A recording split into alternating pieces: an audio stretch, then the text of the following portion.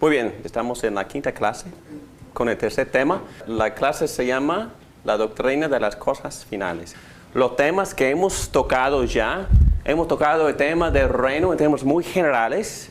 Cuando empezó el reino durante el ministerio de Jesucristo y vimos que el reino iba expandiéndose y luego tocamos el tema del tiempo intermedio, es decir, qué pasa con el creyente al morir.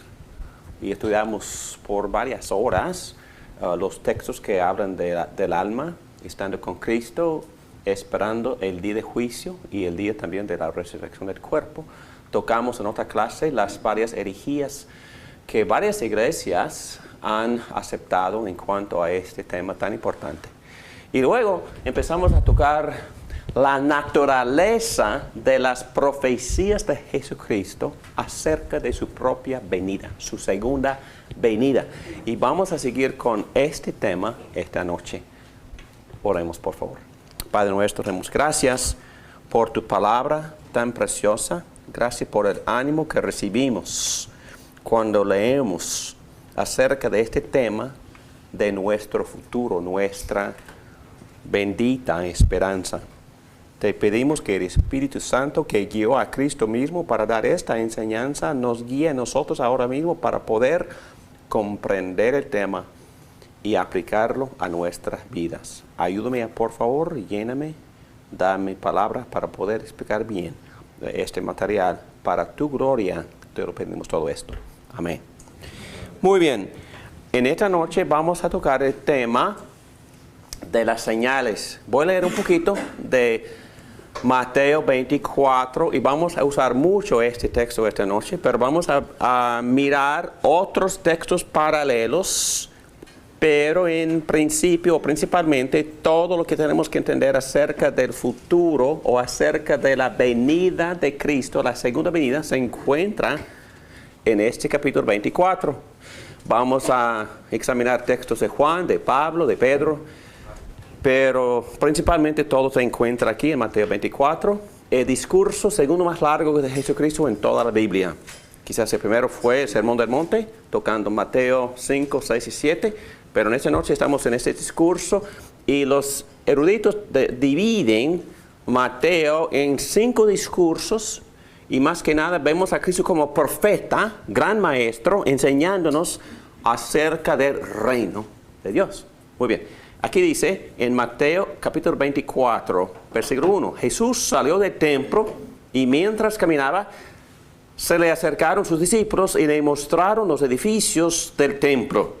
Pero él les dijo, ¿ven todo esto? Les aseguro que no quedará piedra sobre piedra, pues todo será derribado.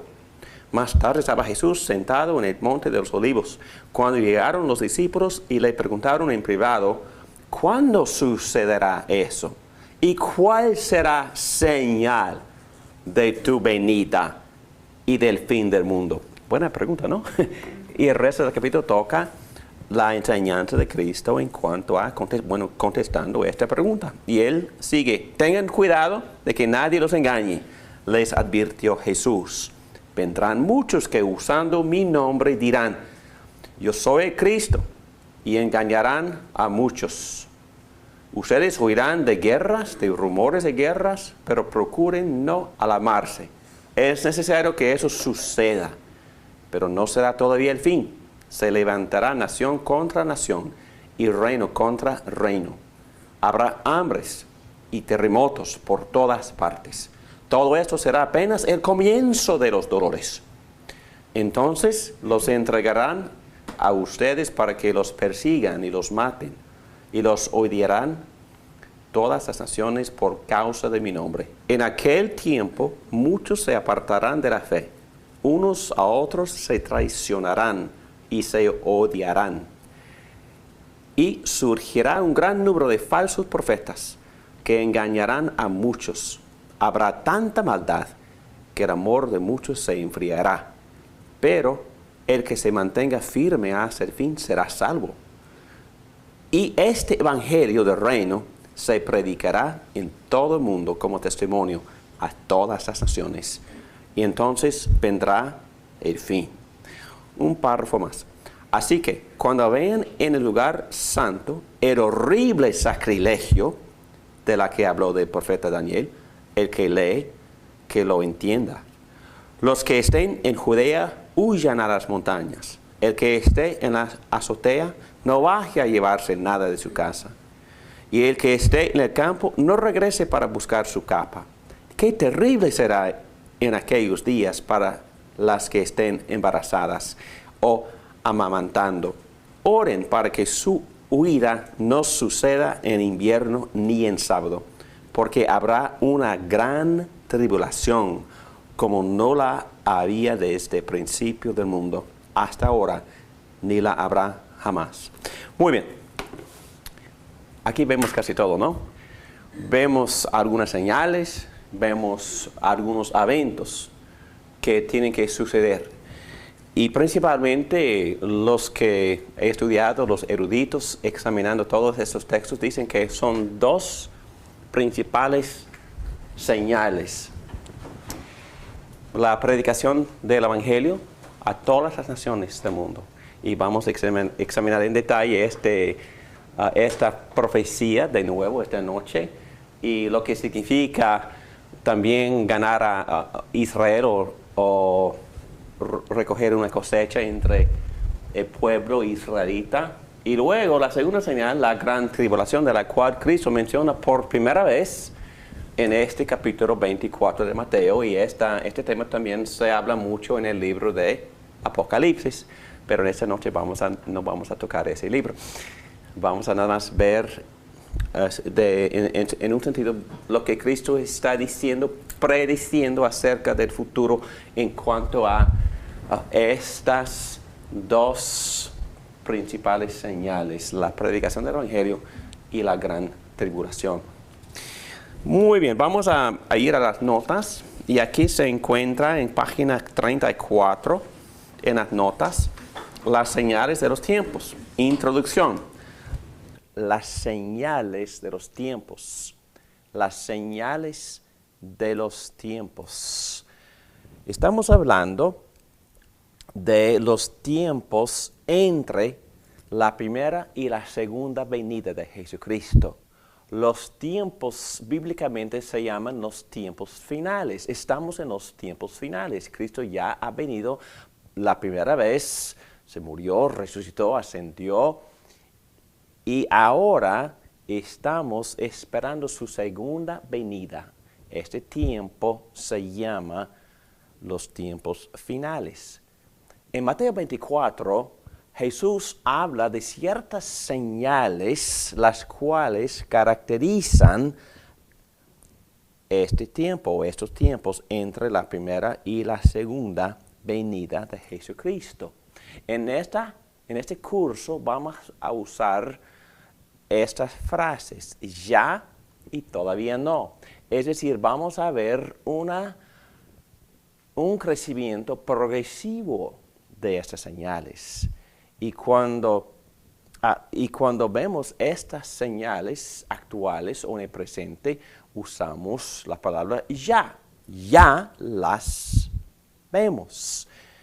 Cuando usamos la frase todavía no, estamos haciendo referencia al hecho de que ciertos aspectos o la gran culminación de estas señales habrá en el futuro. En el todavía no. Otra vez, lo que vemos ahora se llama ya. Lo que habrá o lo que ocurrirá en el futuro se llama todavía no. Muy bien. Entendemos que en parte se realizan estas señales ahora, por eso ya, y en parte se realizarán en el futuro o en el todavía no. Pero preguntas preliminares. En página 34 de las notas. ¿Cuáles son las señales de los tiempos? Bueno, son precursores de la segunda venida que caracterizan el periodo entre los advenimientos de Cristo, o es decir, el periodo entre la primera y la segunda venida de Jesucristo. Aquí en el pizarrón tenemos una lista de varias de las señales negativas que Cristo menciona en Mateo 24. Guerras, rumores de guerras, escasez, persecuciones, apostasía, y también se hace mención de tribulaciones. Todas estas señales son tribulaciones, y todo esto estamos experimentando ya, pero en el futuro, en el todavía no, habrá la gran tribulación. Entonces vemos una cosa progresando. El reino está creciendo, pero también las señales progresan. Y entendemos que inmediatamente antes de la segunda venida de Jesucristo, habrá una gran tribulación, pero a la vez, en términos generales, Cristo está diciendo que la predicación del Evangelio es una de las señales principales más importantes, porque varias personas van a estar creyendo en Cristo. El reino se va creciendo por estas conversiones, y por eso Cristo dice en Mateo 24 que Él no va a venir hasta que todas las naciones hayan escuchado el Evangelio. Entonces es una de las señales más importantes. Estamos viendo conversiones ahora, pero en el futuro habrá una gran conversión y todas las naciones van a escuchar el Evangelio y luego Cristo vendrá. Pero también Pablo, el apóstol Pablo, habla de Israel y la conversión de todo Israel. Pablo en Gálatas 6, versículo 16, se refiere a la iglesia en estos términos: Israel de Dios. Y en Romanos 9, 24, usa la frase todo Israel. Es decir, entendemos que cuando Pablo dice Israel de Dios, él está refiriéndose a todos los creyentes, a todas las personas que tienen la misma fe de Abraham. Es decir, el pueblo de Dios completo, de gentiles y judíos, se llama Israel de Dios, pero también Él se preocupa por los judíos, y Él está prediciendo en Romanos 9 que habrá una cosecha enorme entre los judíos y luego Cristo vendrá. Otra vez, sencillamente hablando, ahora señales negativas. Ya, todavía no, en el futuro, antes de que Cristo venga, una gran tribulación, ahora predicación del Evangelio con muchos conversos, pero habrá una gran cosecha entre judíos y gentiles, y luego Cristo vendrá. Otra pregunta: ¿qué significa inminencia en este contexto? Algunos dicen que podría suceder, o es decir, la segunda venida podría suceder en cualquier instante. Pero probablemente es mejor decir que la venida de Cristo es un evento pendiente para que otras cosas, tales como estas señales y la consumación de estas señales, otras cosas pueden ocurrir primero. Sin embargo, la iglesia debe vigilar. Otra pregunta: ¿qué quería decir Cristo cuando Él mencionó el imperativo vigilen? Ok. Y estos textos en Marcos nos instruyen bien, ¿verdad? Pedro, ¿me quieres ayudar con el texto en Marcos? Marcos 13. Marcos 13, 32 al 37. Pero en cuanto al día y la hora, nadie lo sabe, ni siquiera los ángeles en el cielo, ni el Hijo, sino solo el Padre. Estén alerta, vigilen, porque ustedes no saben cuándo llegará ese momento. Es como cuando un hombre sale de viaje y deja su casa al cuidado de sus siervos, cada uno con su tarea, y le manda al portero que vigile. Y sigue, por favor. Por lo tanto, manténganse despiertos, porque no saben cuándo volverá el dueño de la casa, si al atardecer o a la medianoche, o al canto del gallo, o al amanecer. No sea que venga de repente y los encuentre dormidos. Lo que les digo a ustedes, se los digo a todos, manténganse despiertos. Ok. Bueno, en versículo 23, estén alerta, vigilen. En versículo 34, que vigilen. En el versículo 35, manténganse despiertos. ¿Para qué? Para que no nos encuentre dormidos y estemos preparados espiritualmente y moralmente. Ok. ¿Y otro detalle? ¿Qué les pedía Jesucristo a sus discípulos en el jardín antes de su arresto? Se mantengan en oración. En oración. Vigilar en oración. Ok. Más que nada, está bien ir a la cama de noche, pero lo que Cristo quiere decir es que debemos estar preparados espiritualmente, no debemos de dormir en el sentido de salir del camino a la inmoralidad, o dejar de meditar en la palabra, o dejar de orar, siempre estar en comunión con Cristo, para que si Cristo venga en ese momento, nos sentimos preparados. Y no perder la fe, No perder la fe, exactamente. porque parece que va a ser bastante desgraciado el mundo. Exactamente, es uno de los eventos que va a suceder, la pérdida de la fe, se llama apostasía. Muy bien, vamos a ir a página 35, aplicación, hay Solo mucho. también tenía el versículo, yo no me acuerdo uno, para que seamos hallados sin mancha. No que somos perfectos, sabemos Sí, que exactamente. pecamos, pero no queremos, como creyentes, caer totalmente en la inmoralidad o dejar de vivir para el Señor. Sí, muy bien. Y hay muchas palabras, y Elizabeth ya mencionó una y varias palabras acerca del banquete de bodas. ¿Y qué dijiste, Elizabeth? Con micrófono, por favor. Que casualmente después de Mateo 24 están las parábolas de las 10 vírgenes Ujú. que tienen aceite, que es lo que no nos tiene que faltar, el aceite. ¿Y qué significa ese aceite?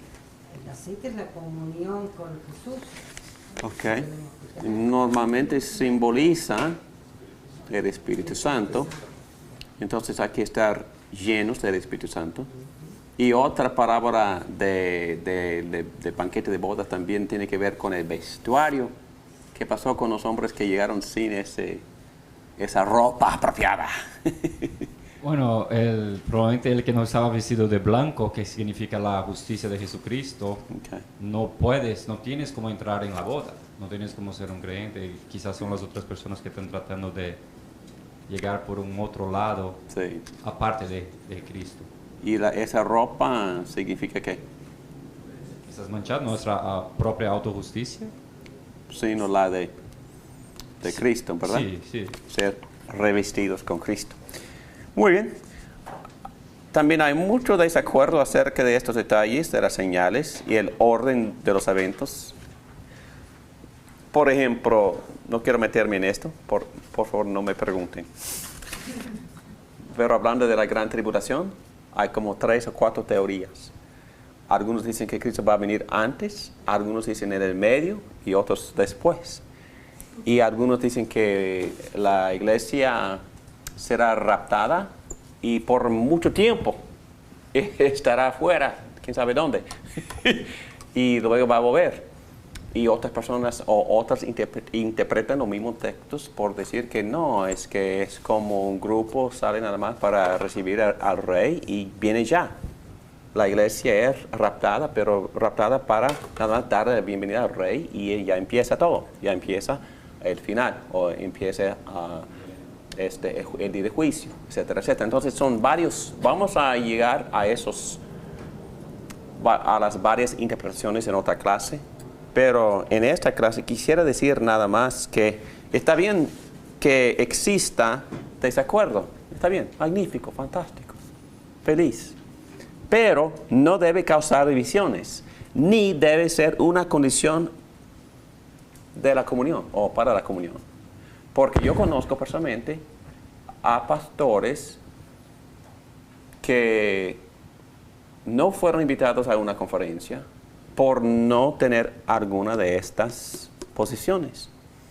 Y hay seminarios, por ejemplo, yo participé, estudié en uno, donde toda la facultad tenía que estar de acuerdo con ciertos detalles del futuro para poder enseñar en esa institución. Bueno, está bien tener convicciones, es otra cosa causar divisiones. Y yo sé que mi propia iglesia tiene muchos defectos y todas las partes de la boda de Cristo tienen defectos, ¿verdad? Pero nuestra denominación permite casi todas esas posiciones para sus pastores. Y no nomás el pastor tiene que poder defender su posición. Y yo recuerdo cuando tomé mis exámenes para mi ordenación, me preguntaron acerca de mi posición y me hicieron preguntas que no pude contestar. Porque cada posición tiene sus dificultades. Y otra cosa, he cambiado mi posición desde aquel día. Pero lo que me gusta es que entendemos y aceptamos, enfocamos en las cosas más importantes. Tal como Cristo vendrá. Habrá juicio. Habrá una manifestación del reino eterno. ¿Ok? Habrá gran tribulación. ¿Cuándo y cómo? Y si nosotros pasamos por toda la tribulación o nada más la mitad o ninguna parte, ok, conciencia libre. Libertad en cuanto a estos detalles. Sí, señor. Según lo que usted dice, lo que está claro son los eventos, pero no necesariamente asignan una secuencia. La secuencia no, bueno. No está establecida. Con dogmatismo es imposible establecer, bueno, en mi opinión es imposible establecer cierto dogmatismo. Pero no es decir que uno no deba tener su posición. Todos ustedes deben de tener su posición, ¿verdad? Deben de poder defender su propia posición y deben de tener ciertas convicciones para poder anticipar con seguridad y confianza la venida de Jesucristo. Pero por favor, vamos a expresar tolerancia, libertad en cuanto a estos detalles. Cristo vendrá, sabemos. Sabemos que no sabemos cuándo. Sabemos con certeza que no sabemos la fecha. Ok, y también sabemos que sí viene. ¿Cómo? Sabemos que sí viene. Que sí viene. Es la única verdad. Y que habrá juicio y habrá manifestación del reino eterno. Gloria a Dios. Ya sabemos lo suficiente para poder prepararnos, lo cual es lo más importante de este estudio. Hemos hecho este punto en cada clase. La idea no es discutir detalles, la idea es estar preparados. Estar listos, exactamente. Es la tarea, exacto. Muy bien. Lo importante es, bueno, me gusta mucho esta enseñanza. Algunos cometen errores en el lado de omnisciencia dogmática. Hay esas personas que lo saben todo y saben que saben todo. Y están dispuestos en cada momento a decirles lo que es su punto de vista con certeza. Tienen omnisciencia dogmática.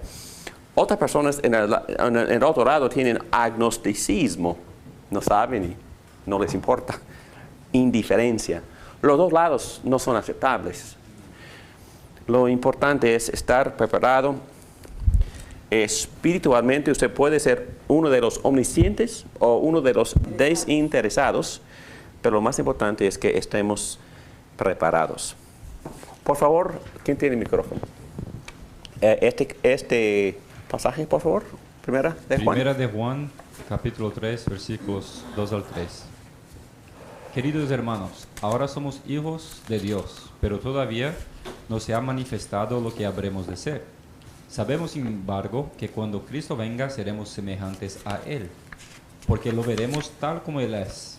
Todo el que tiene esta esperanza en Cristo se purifica a sí mismo, así como Él es puro. Ok, hemos leído este texto anteriormente, pero es un texto que obviamente nos exhorta a mantenernos limpios y purificados. Exactamente, muy bien. Por causa de esa esperanza que Él va a regresar. Exacto. Pase micrófono a Verónica, por favor. Próximo texto, Tito 2, 11 a 15. Tito 2, 11, 15. En verdad, Dios ha manifestado a toda la humanidad su gracia, la cual trae salvación y nos enseña a rechazar la impiedad y las pasiones mundanas. Así podremos vivir en este mundo con justicia, piedad y dominio propio, mientras aguardamos la bendita esperanza, es decir, la gloriosa venida de nuestro gran Señor y Salvador Jesucristo. Él se entregó por nosotros para rescatarnos de toda maldad y purificar para sí un pueblo elegido dedicado a hacer el bien. Qué bueno. Entonces, la gloriosa venida, la bendita esperanza. Esto es lo que debes enseñar, exhortar y reprender con toda autoridad, que nadie te menosprecie. Perfecto. Muy bien. Y otra pregunta aquí abajo, ¿se espera el retorno de Cristo? Bueno, los descuidados e indiferentes no esperarán el regreso de Cristo. Y por eso no van a estar preparados y no buscan su llegada, no anticipan su llegada. Segunda de Pedro habla de esta apatía, ¿es la palabra? Primero, segunda de Pedro habla de esta apatía. Versículo 4 del capítulo 3, por favor, Andrea. Versículo 3, 4 al 18. ¿Qué hubo de esa promesa de su venida? Nuestros padres murieron y nada ha cambiado desde el principio de la creación. Por favor. Entonces, ahí está la expresión de duda y de burla, ¿verdad? Pero, y luego, Pedro contesta, ¿qué dice? Pero intencionalmente olvidan que desde tiempos antiguos, por la palabra de Dios, existía el cielo y también la tierra, que surgió del agua y mediante el agua. Por la palabra y el agua, el mundo de aquel entonces pereció inundado. Y ahora por esa misma palabra, el cielo y la tierra están guardados para el fuego, reservados para el día del juicio y de la destrucción de los impios. Pero no olviden, queridos hermanos, que para el Señor un día es como 1000 años y 1000 años como un día. El Señor no tarda en cumplir su promesa, según entienden algunos la tardanza. Más bien, Él tiene paciencia con ustedes porque no quiere que nadie perezca, sino que todos se arrepientan. Pero el día del Señor vendrá como un ladrón. En aquel día los cielos desaparecerán con un estruendo espantoso, los elementos serán destruidos por el fuego y la tierra, con todo lo que hay en ella será quemada.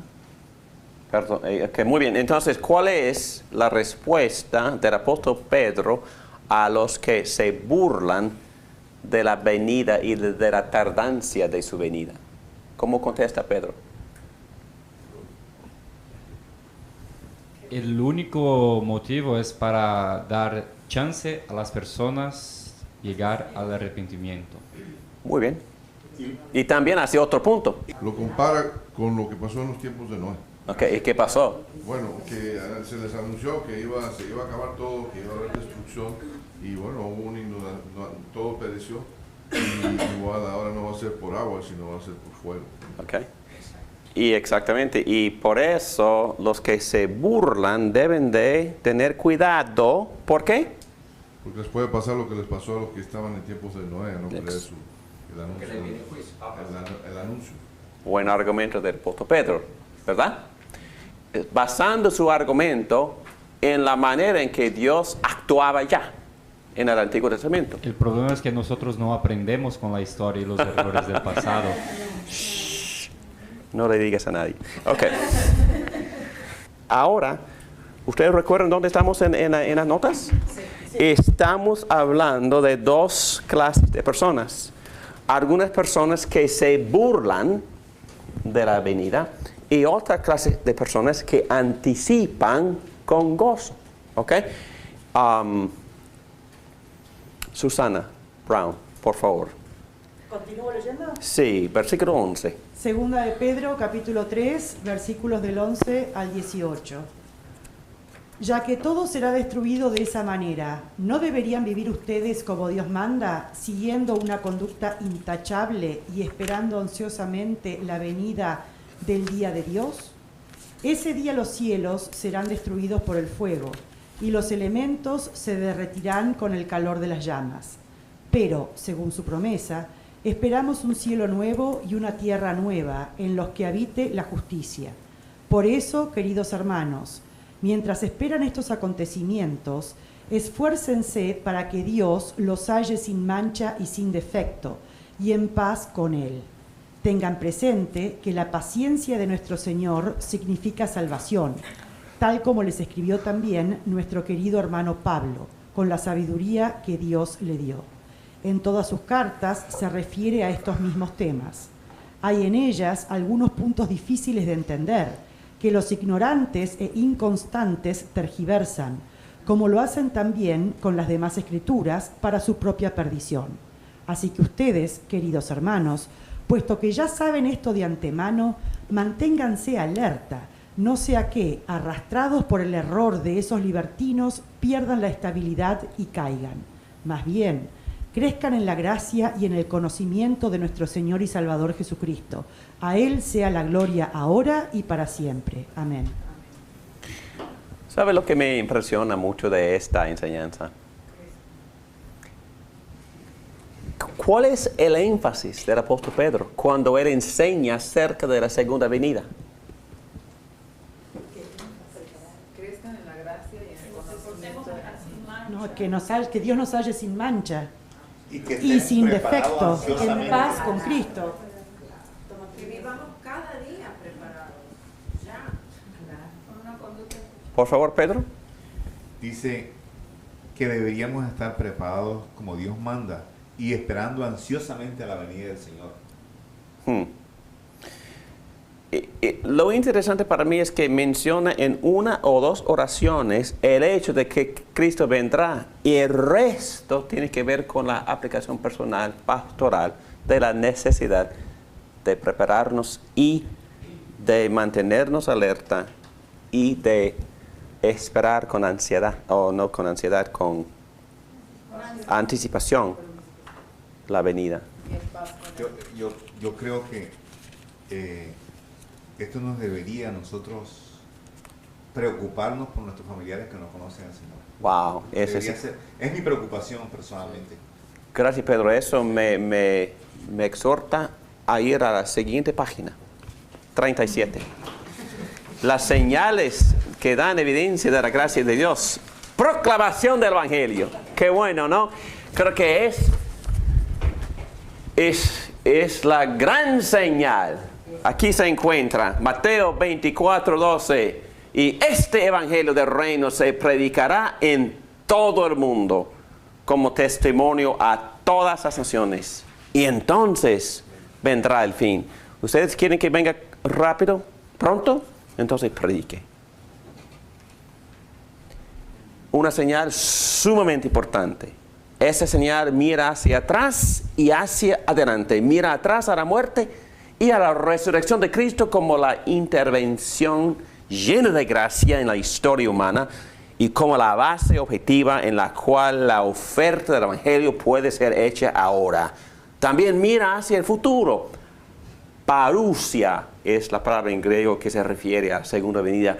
Y entonces vendrá el fin. La predicación misionera del Evangelio a todas las naciones es en verdad la característica más sobresaliente de nuestros tiempos. Le da a esta era en la cual nos encontramos ahora su principal propósito y significado. Hermanos, no hay punto más importante que esto. Estamos en la era de ¿qué? De la predicación del Evangelio. Estamos en la era de la gran expansión del reino de Dios. Y eso ocurre por medio de la predicación del Evangelio. Es un ministerio en el cual todos podemos participar y debemos participar. ¿Han leído el libro de Hechos? La iglesia crecía rápidamente, no por la predicación de los apóstoles, sino por las ovejas fueron esparcidas por la persecución. Y Lucas nos hace entender que la persecución vino por la providencia de Dios, porque Dios quería que creciera más rápido el reino por medio de la predicación del Evangelio, Y cuando los cristianos se agruparon nada más en una sola ciudad, no quedó contento Dios. Dios quiere que su gente vaya. Dios siempre quiere que su gente vaya. ¿Qué dijo Jesús al final de este gran evangelio? ¡Que vayan! Su último mandato, que vayan y que hagan discípulos de Todas las naciones. en todas las naciones. Entonces, hermanos, esta es la era misionera. Esta es cuando nosotros podemos cumplir con el propósito de esta era. El evangelismo es urgente. Dios nos urge a todos nosotros a predicar el evangelio. Esta es una escatología muy práctica, o es decir, doctrina de las cosas finales muy, muy práctica. Todos debemos ser involucrados en misiones. Tenemos que educarnos, memorizar textos, memorizar un bosquejo del evangelio, prepararnos, orar mucho, estar llenos del Espíritu Santo y ser activos, buscando oportunidades y puertas abiertas todos los días. Y hay gente a nuestro alrededor que están dispuestas a escuchar nuestro testimonio acerca de Cristo y su gran salvación. Debemos reclamar las promesas de Dios para nuestros hijos, porque la salvación que hemos estudiado, comenzando con Adán, pero también se hizo muy claro con Abraham, esta expansión del reino de Dios siempre va a través de nuestros hijos. Entonces no hay campo misionero más fértil y que dé más promesa que el hogar. Entonces, si no predico allá, soy hipócrita venir para predicar acá. Y no estoy hablando en vano, ni estoy pretendiendo.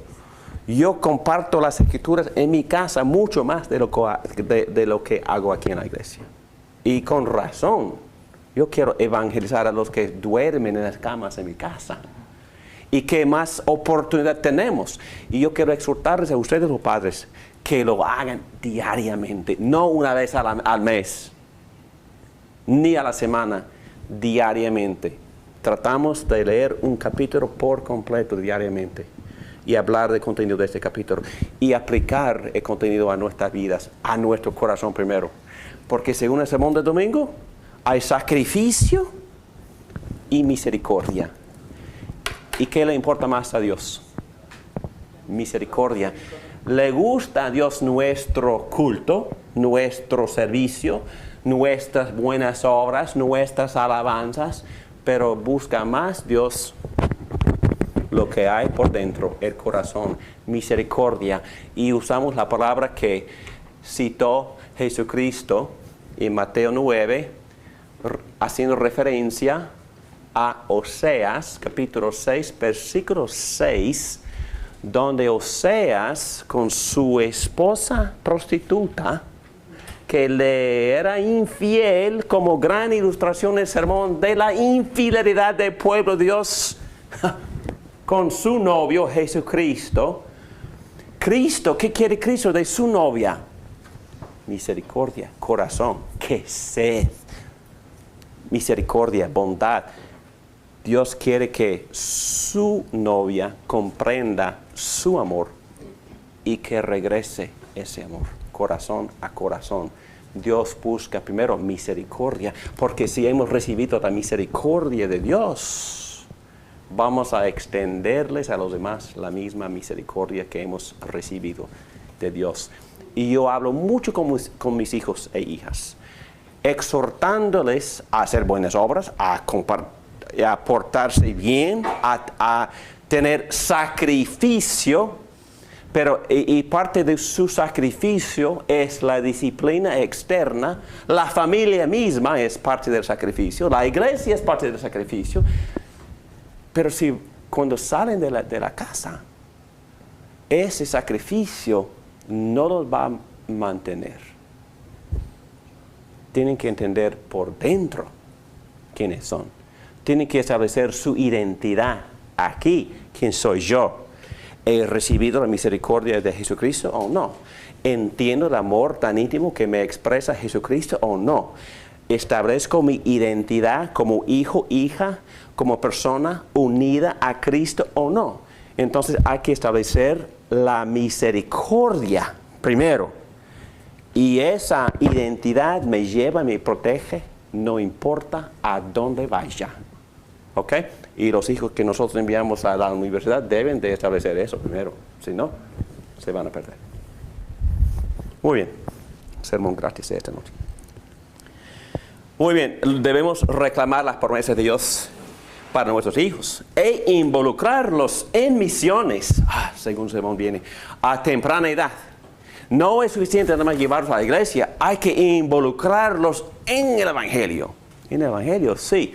Cuando tenemos a los invitados en la casa, cuando estamos expresando el amor de Cristo en la casa, los niños deben estar ahí observándonos y participando en expresar el amor de Cristo a los que estamos exhibiendo hospitalidad. Deben de aprender a temprana edad o a una edad bastante joven cómo compartir su propia fe con sus amiguitos. Y debemos orar también, Dios, aquí están los hijos. Tuyos no son míos. ¿Quién enseñó eso? Malaquías. Dice que la razón por la cual debemos de mantener buenos matrimonios de Dios, la razón número 1 por la cual educamos a los hijos en la casa, padres, es porque no son nuestros. Son de Dios. Son de Dios. Son hijos de Dios. Entonces hay que orar diariamente. Dios, aquí están los hijos tuyos. Que hagas con ellos lo que tú desees. Instruirlos, pero también, Dios, son tuyos para ser tus servidores. Si quieres llevarlos a África, magnífico. Si quieres llevarlos a Europa para establecer iglesias, magnífico. Mis padres nos inculcaron en nosotros estos conceptos. Y en algunos casos tuvieron éxito y empezaron a quejarse por el propio éxito. Porque nosotros salimos y no volvimos. Y fuimos al barrio mexicano en Houston, 1000 millas de la casa de mis padres, y se quejaron por nunca vernos. Y de verdad les dijo a mis papás, pero la culpa de ustedes. Y ustedes oraron, inculcaron en mí esta misión, esta visión, hasta que inculcaron en mí una misión transcultural. Eso vino de mis padres. Entonces no aceptó su queja. No, ustedes me entrenaron a hacer esto. Estoy obedeciéndolos. Y fue un sacrificio. Es sacrificio. No ver a sus hijos. Es sacrificio. Pero debemos estar dispuestos a ese tipo de sacrificio. ¿Por qué? Porque estamos en la era de la predicación del Evangelio a todas las naciones. Y nosotros tenemos que participar en eso. Entregándolos a los propios hijos, a Dios, para que Dios los usara en esta misión también. Y si no tenemos nuestros propios hijos, adoptando hijos espirituales. Exactamente. Y el apóstol Pablo dijo, aún las mujeres fértiles pueden tener más hijos que cualquier otro. ¿Cómo? Discipulando. Pueden tener muchos hijos, muchos hijos. Y Pablo decía que ustedes son mis hijos porque lo he engendrado en el Evangelio. Exactamente. La clave previa del infierno también debe de ser adecuada para motivarnos. ¿Ustedes creen todo lo que aprendimos hace 2 semanas acerca del infierno? Eso me asustó. Yo no quiero que mis amados vayan al infierno. Eso también debe de motivarnos a predicar el Evangelio. Si en verdad creemos en esas enseñanzas. ¿Creemos nosotros que el Evangelio es la respuesta para el mundo perdido? ¿Estamos dispuestos a involucrarnos en la señal de nuestros tiempos? ¿Cuál es esta señal? La predicación del Evangelio a todas las naciones. Descansamos para un cafecito. Aquí estamos en la mitad de la 5ª clase y estamos estudiando las señales de la segunda venida de Jesucristo depende de las categorías. Algunos dicen que la segunda señal es la conversión de todo Israel.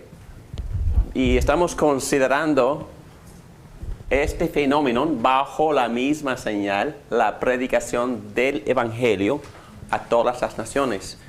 Pero vamos a tener que fijarnos, estudiar un poco, concentrarnos en lo que es esta señal. Es un poco controversial la señal, pero vamos a leer lo que Pablo profetiza en Romanos 11, el versículo 25. Hermanos, quiero que entiendan este misterio para que no se vuelvan presuntuosos.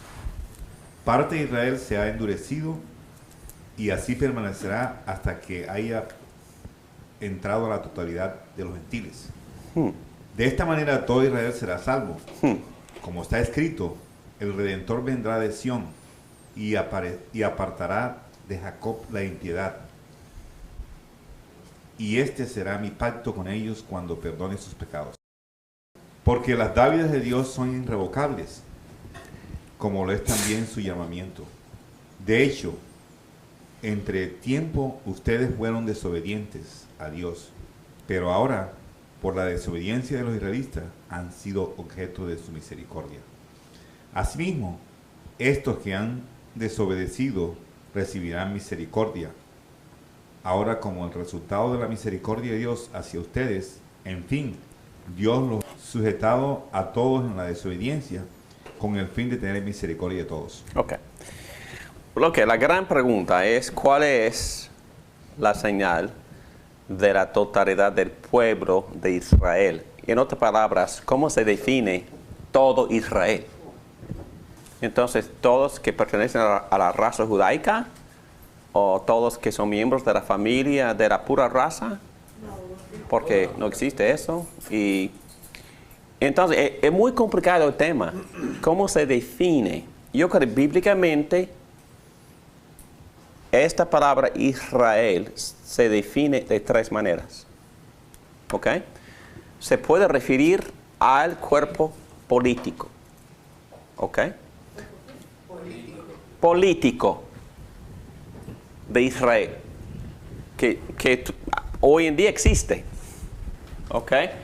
El cuerpo físico, pero también el cuerpo político, pero también se refiere, según el apóstol Pablo, no en uno o dos textos, pero en dos libros por completo. Él define el hijo de Abraham como un hijo verdadero de Abraham, como Jesucristo. Un creyente en la misma promesa que Dios le hizo a Abraham. Entonces, ¿qué fue esa promesa? Que iba a ser padre de naciones, de todas las naciones. Tu descendencia heredará toda esta promesa. ¿Y qué recibió Abraham por creer la promesa? Justicia. Y Pablo escribió el libro de Romanos basado en Génesis 15:6, que dice que Abraham creyó a Dios y Dios le consideró su fe como justicia, y luego siguió escribiendo una tesis de teología completa acerca del tema justificación por fe. Según esa definición, y Pablo sigue en capítulo 2 de Romanos, versículo 28, el judío verdadero es el que es judío en lo interior, una persona que tiene corazón circuncidado por el Espíritu. Entonces, según esa definición, soy judío. Cualquier gentil creyente en Cristo llega a ser parte del pueblo de Dios que se puede llamar judío. Verdadero judío. Verdadero judío. Entonces, aún los egipcios también, saliendo de huyéndose de Faraón, ¿verdad? También muchos de ellos llegaron a ser llegaron a ser judíos, y también la ley de Dios en Levítico, en Deuteronomio, dice que cualquiera puede llegar a ser judío por circuncidarse, participar en las Pascuas y creer en Jehová, el Dios verdadero. Ruth dijo, Dios será mi Dios. Será mi Dios. Será mi pueblo. Entonces, una moabita en ese caso se convirtió en ¿qué? Judío verdadero, con corazón limpiado por el Espíritu, por creer en el Dios verdadero. ¿Ok? Entonces, creyente. Creyente. Ok. Y este grupo, en general, rechazó a su propio Mesías. Y Pablo se preocupa mucho por ese grupo. Hasta dice en Romanos 9 que perdiera yo mi propia salvación si eso quería decir que mi pueblo también sea salvo. ¿Qué cosa? ¿Ustedes están dispuestos a ir al infierno? Si eso significa que Dios salvaría a todo Israel, Pablo dijo que sí.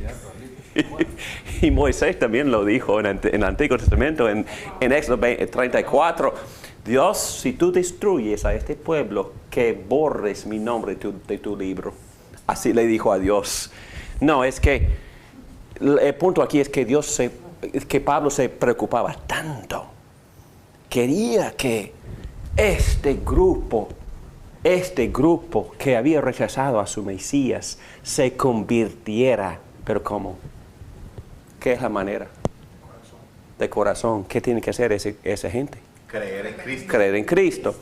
Y yo creo que precisamente esto es lo que Pablo está diciendo con estas profecías. Que parte de una señal acerca de la segunda venida de Cristo, será una gran cosecha de este grupo creyendo en Cristo.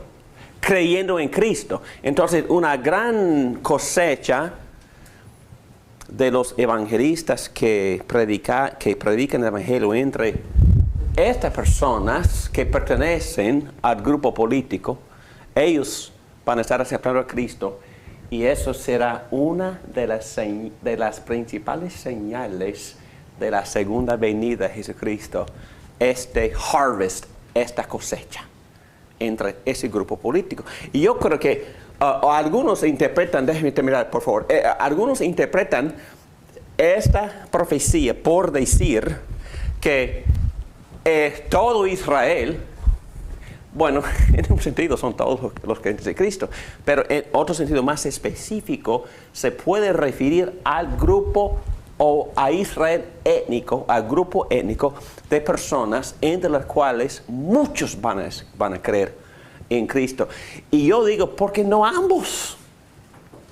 Si estamos hablando de todo Israel, estamos hablando también de la continuación de la predicación del evangelio entre los gentiles que llegan a ser judíos, y también la continuación de la predicación entre este grupo de gente étnicamente hablando que sean judíos, pero ellos también llegan a ser parte del Israel verdadero por creer en Cristo. ¿Por qué no ambos? Una cosecha numerosa de Israel étnica antes de la segunda venida de Cristo, y el crecimiento continuo del Israel de Dios entre los gentiles. Las dos cosas, ¿por qué no? Entonces, una gran cosecha entre gentiles, pero un enfoque, un énfasis hacia el fin en este grupo étnico que estarán recibiendo también a Cristo. Es lo que yo creo, que la palabra se refiere a ambos grupos. Todo Israel. Entonces, una gran respuesta de parte de gentiles y un enfoque en el grupo étnico. Otro punto de vista es un poco raro, pero voy a mencionar nada más.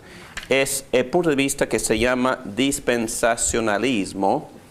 Otro punto de vista el cual está perdiendo seguidores.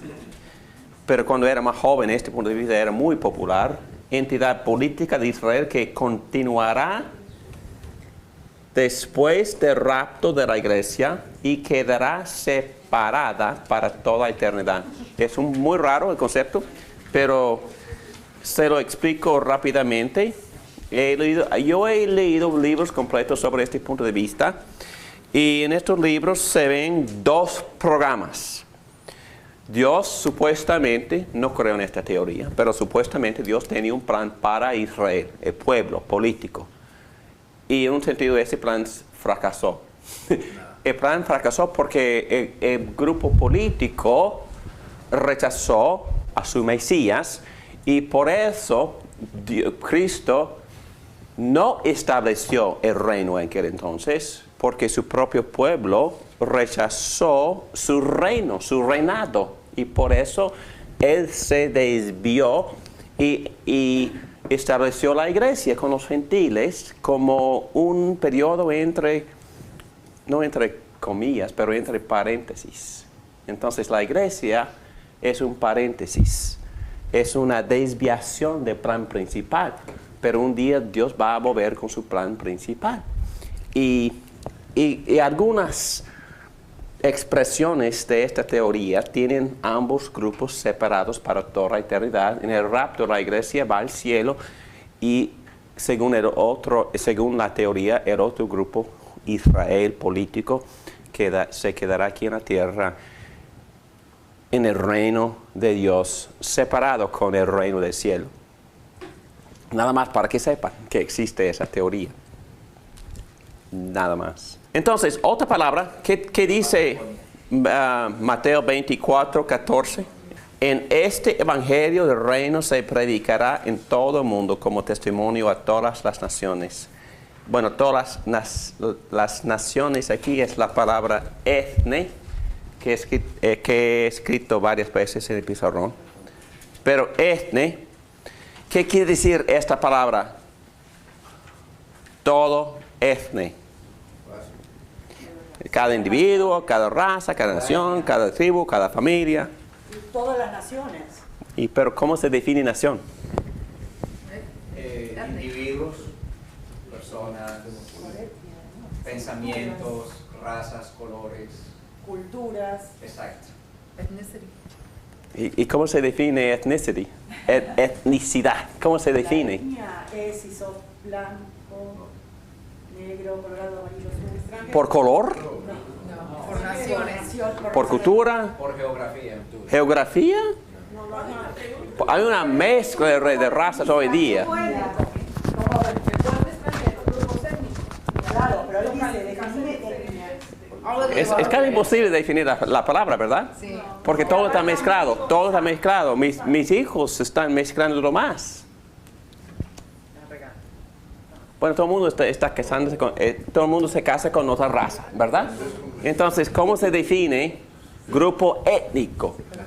¿Ok? Porque hay mucho mestizo. Bueno, yo quisiera definir la palabra en términos muy amplios.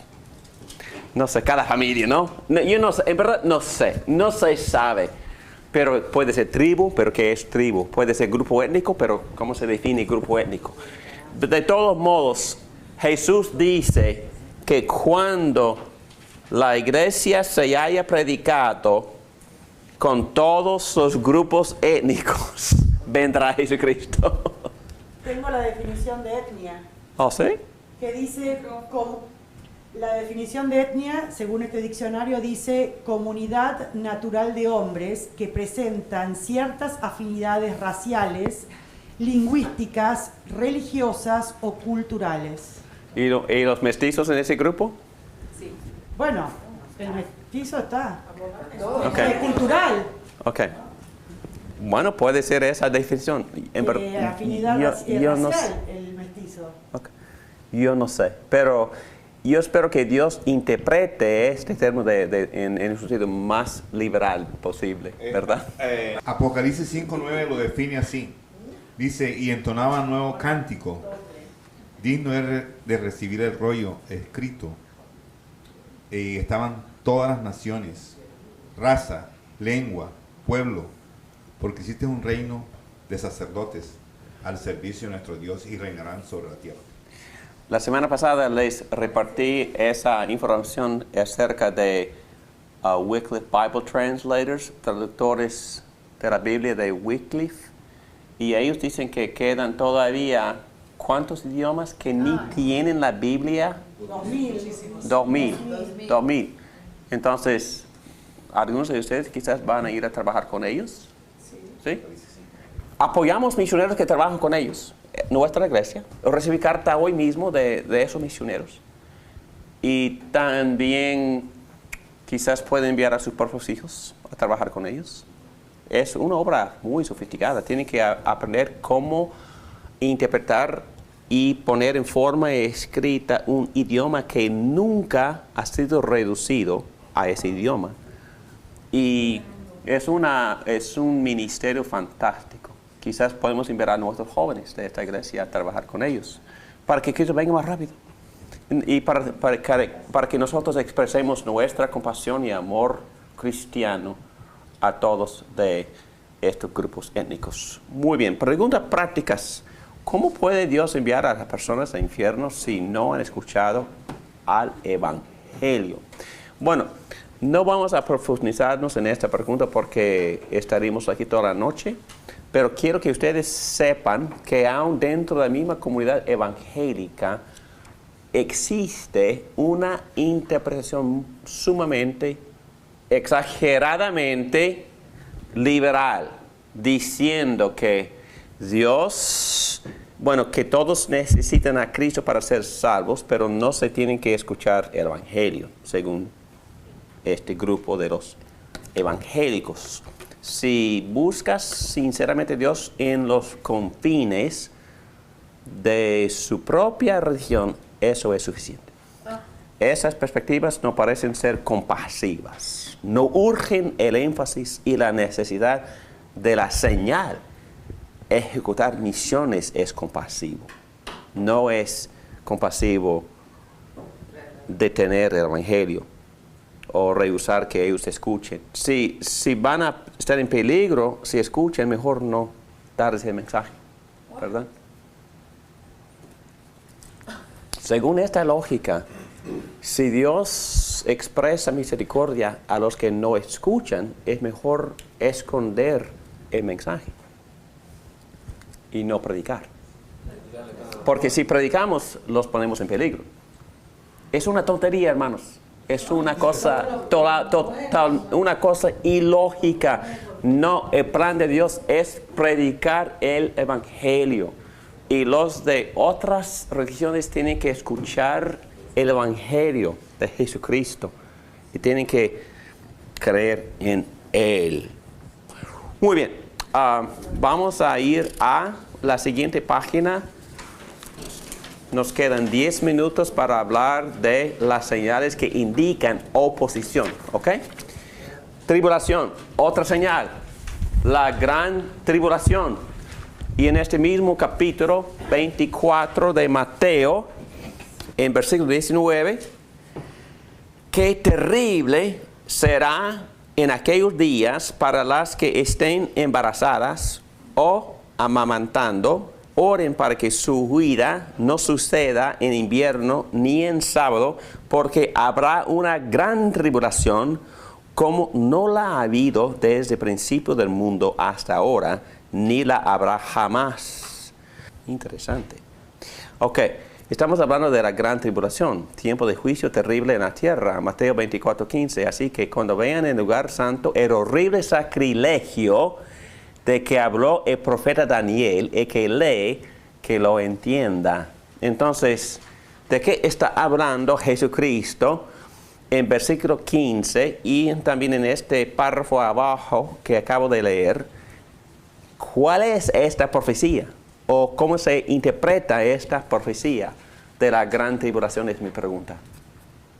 Es que se refiere a la destrucción del templo de Jerusalén en el año 70. El año 70, sí. Ok. Y otros dicen que está hablando de una gran tribulación o gran sufrimiento que nunca había habido en la tierra, y algo tan terrible que Dios va a tener que cortarlo para que los cristianos puedan sobrevivir. Entonces, quizá lo que nosotros debemos de ver esta sección de Mateo 24 es como entendimos la semana pasada la función de la profecía bíblica.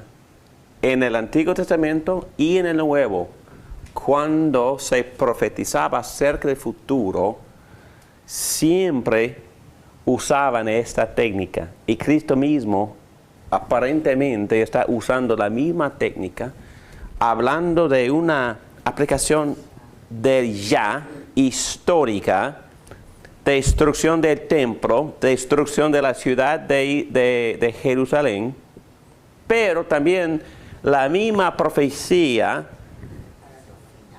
se proyecta más allá en el futuro de algo que Jesús describe como la cosa más terrible que nunca había habido en la tierra. Entonces, destrucción terrible del templo, pero una cosa más terrible sucederá en el futuro. Quién sabe lo que será. Pero quizá Cristo está mirando la aplicación de esta profecía, o el cumplimiento de esta profecía, mejor dicho, en por lo menos 2 cimas, ¿verdad? Pero el único problema que yo tengo en comprender eso es que si miras la orden en que él habla, él está hablando, él pone primero la prédica del evangelio para todas las personas y después la destrucción del templo. Ok. Cronológicamente, aquí hablando. Ok, pero ¿recuerdas que aún la semana pasada entendimos eso en términos de varias cimas? Porque el evangelio se predicaba y se expandía el reino antes del año 70. Y yo creo que ya había ido a todas partes de esa región alrededor del mar Mediterráneo. Y el reino ya se había expandido muchísimo.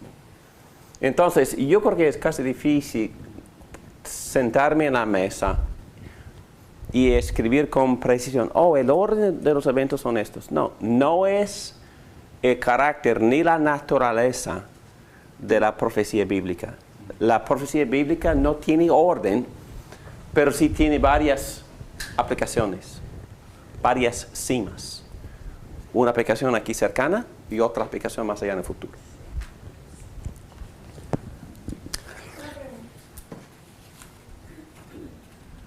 Cuando ya comience la gran tribulación en el sentido de la destrucción del mundo, en ese momento que la gente realmente vea lo que está pasando o crea, ¿podrán arrepentirse o ya va a ser Sí, antes? claro que sí. ¿Sí? Sí, claro que sí. Todo es posible antes de que venga Cristo.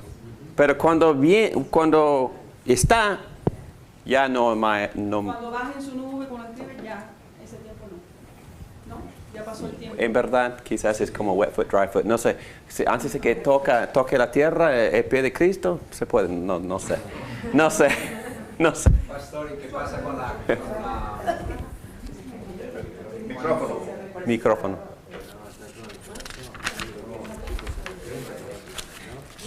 Según entiendo, el arrepentimiento es similar a la fe, que no es completamente de nuestra propia voluntad. Es también una gracia de Dios poderse arrepentir. Siempre así es. Siempre así es. Bueno, ¿seguirá Dios otorgando gracia en ese momento? La pregunta entonces. La tribulación,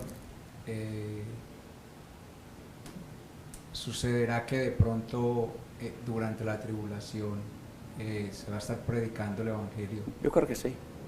Y después, porque viene el número que se le va a colocar a las personas en la frente del anticristo, de la bestia. Ok. No tocamos ese tema esta noche porque al principio de la clase dije que no vamos a tocar temas en Apocalipsis. Vamos a llegar allá, ¿ok?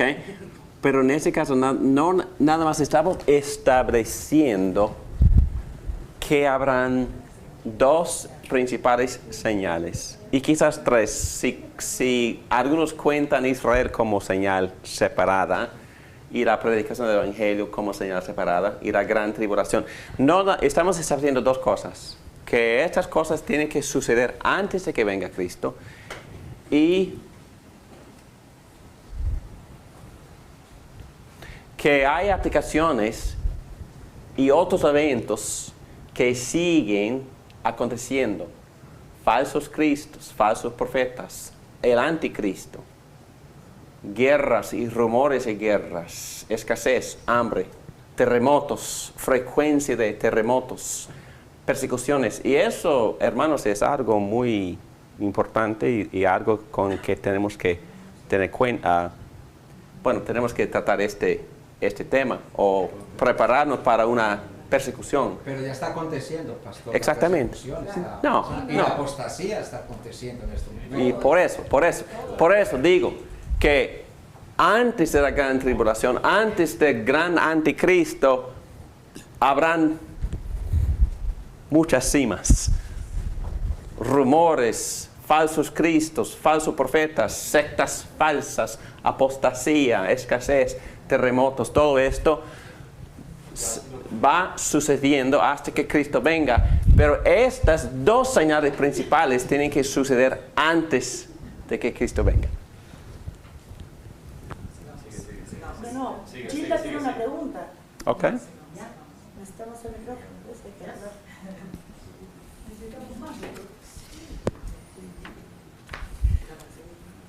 ¿Qué quiere decir en Mateo 19, donde dice qué terribles serán aquellos días para las que están embarazadas o amamantando? ¿Qué significa? Significa dos cosas. Una, cuando los romanos destruyen a Jerusalén, será muy difícil para esas mamás. Muy difícil, sumamente difícil, terrible. Pero también, según lo que yo entiendo de la gran tribulación, no se puede comparar nada que hemos experimentado hasta ahora con el sufrimiento que habrá en aquel entonces. Entonces, Cristo está usando ilustraciones, metáforas, ilustraciones cotidianas. Él está hablando de que esto va a ser muy terrible. Y usted no puede imaginarse qué tan terrible será la gran tribulación. Y yo termino con esto. Hay que leer en casa los textos acerca de la apostasía, porque la apostasía no debe de asustarnos ni debe de sorprendernos. Personas van a estar saliendo constantemente con nuestras iglesias para hacerse miembros de las sectas falsas. Eso, porque acá dice hasta los elegidos. Hasta los elegidos de nuestra iglesia han sido, algunos elegidos o algunas que han profesado a conocer a Cristo han salido de nuestra iglesia para hacerse miembros de sectas falsas. Eso está ya sucediendo, entonces no debe de sorprenderse por eso. Hay que leer en casa estos textos, hay tiempo esta noche, pero lo que yo entiendo, esta es la última palabra, por favor, y vamos a cerrar con oración y si quieren hacer preguntas después, aquí está Pedro y Marcelo para contestar todas las preguntas. Pero la gran tribulación, no sé, nuestro Dios es terrible, nuestro Dios es bondadoso y severo, las dos cosas. Pablo lo dice en Romanos 11, es bondadoso y severo. Dios nos ama, nos tiene misericordia y también nos disciplina a veces con severidad para prepararnos, para santificarnos, para purificar nuestra fe. Y esta es mi opinión nada más. Y no quiero ser dogmático, pero por este mismo motivo, yo leo en la Biblia que Dios siempre usa la prueba para santificarnos. Siempre. Y yo creo que Dios va a usar la gran tribulación también para santificar su iglesia antes de que venga. Y en mi opinión, sí, la iglesia va a tener que pasar por la gran tribulación. Oremos. Padre, te damos gracias por esas enseñanzas, pero en verdad son terribles y nos asustan. Me asustan estas enseñanzas. Yo leo aquí que debo de gozar, debo de esperar tu venida y yo quiero que vengas.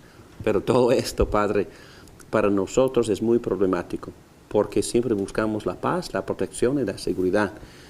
Pero en este caso te pedimos por más gracia, te pedimos que tú nos ayudes a dejar nuestras vidas en tus manos. Si tú quieres usar disciplina para santificarnos, que sea tuya la honra y gloria, porque tú eres nuestro Padre perfecto, bondadoso y severo, y tú sabes exactamente qué hacer y cómo y hasta qué medida para prepararnos para estar en tu presencia y para poder funcionar efectivamente en tu reino para siempre. Te amamos porque nos amaste primero en Cristo. Danos de tu gracia para podamos soportar todo lo que tú permites en nuestras vidas para santificarnos. Todo esto te lo pedimos para que podamos glorificarte. Amén.